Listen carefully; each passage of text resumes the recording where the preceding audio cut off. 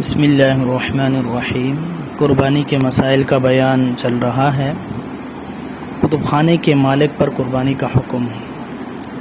تو الجواب حامداً و مصلیاً، اگر کتب خانے ایسے آدمی کے پاس ہے جو خود تعلیمی یافتہ نہیں بلکہ دوسرے کے مطالعے کے لیے کتابیں رکھی ہیں یا کتابیں اجرت پر پڑھنے کے لیے دیتا ہے اور کتابوں کی قیمت نصاب کے برابر ہے یا اس سے زیادہ ہے تو کتابوں کے مالک پر قربانی واجب ہوگی۔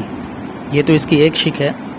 دوسری صورت یہ ہے کہ کتب خانہ کا مالک جو ہے، جس نے کتابیں اپنے پاس جمع رکھی ہیں، کہ جو مالک ہے وہ خود تعلیمی یافتہ بھی ہے اور وہ کتابیں مطالعے کے لیے اس نے رکھی ہوئی ہیں، اور وہ کتابوں کا مالک پر قربانی واجب نہیں ہوگی کیونکہ یہ اس کے استعمال کی ہیں، اور اکثر بیشتر علماء کرام کے پاس کتب ہوتی ہیں اور اتنی کتابیں ہوتی ہیں کہ وہ نصاب سے بھی زیادہ ہوتی ہیں، لیکن کیونکہ وہ اس کو استعمال میں لاتے ہیں، اس میں مطالعہ کرتے ہیں، اس سے حوالے تلاش کرتے ہیں، اس سے تقریریں تیار کرتے ہیں، تو اس لیے استعمال میں آنے کی وجہ سے ان پہ قربانی واجب نہیں ہوگی۔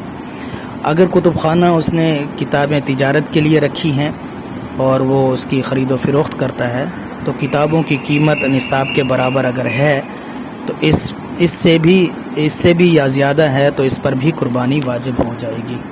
واللہ عالم بالصواب۔